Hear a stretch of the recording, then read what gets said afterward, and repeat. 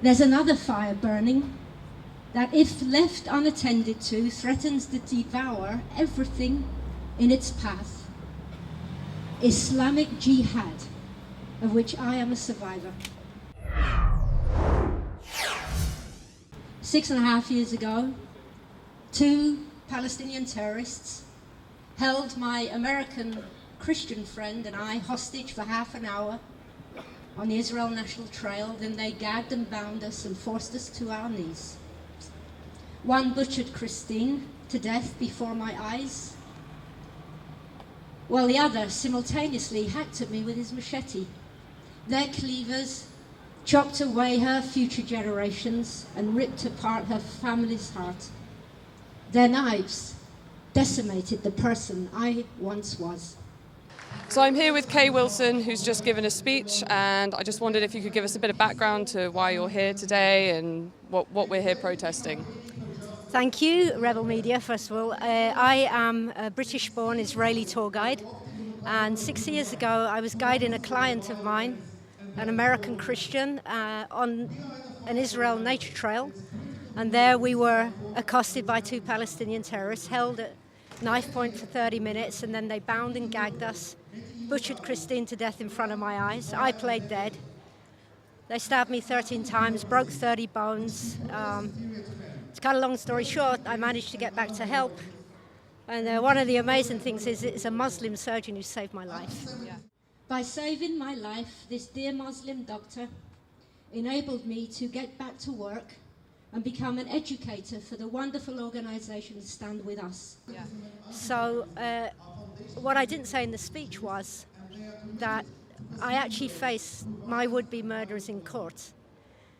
And when the judge asked them, you know, why did you murder an American Christian?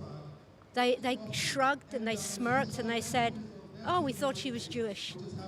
So since, you know, I've been in recovery like 3 years and traumatic recovery, but I just find it so appalling that this country not only funds the people who try to murder me via foreign aid, funds them a monthly execution stipend, but they're also now, in the light of people being murdered by Islamic terrorists, they're allowing a terror group to march through the streets of London.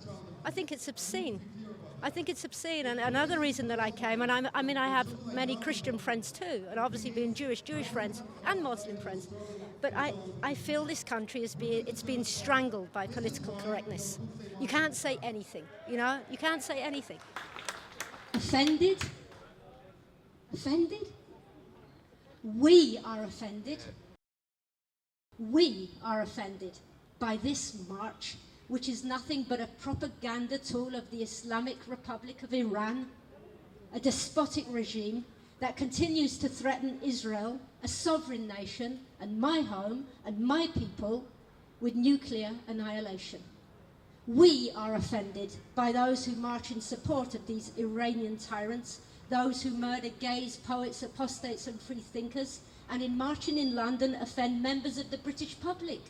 And I wanted also to fly out here, Lucy, and absolutely make the Mayor of London, Jeremy Corbyn, and the Commissioner of Metropolitan Police hang their heads in shame. You know, there's a saying which says, all that it takes for evil to flourish is for good men to do nothing.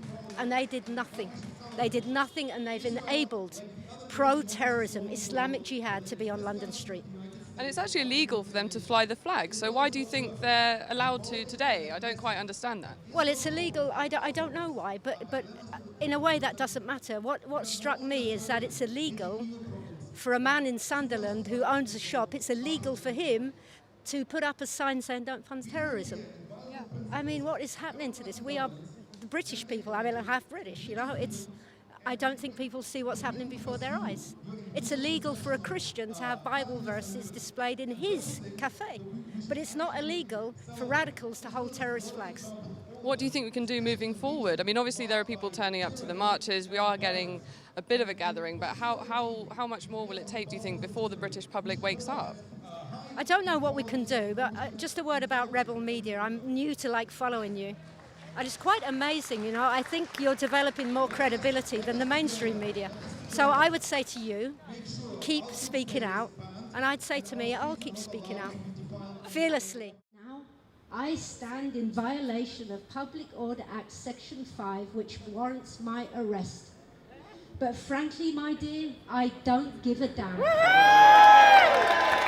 You know, we have a saying, a rabbi said, Rabbi Nachman, he said, I'll say it in Hebrew, Kol ha'olam kulo gesher tzalma, or b'ikar hu lo lefachad klal.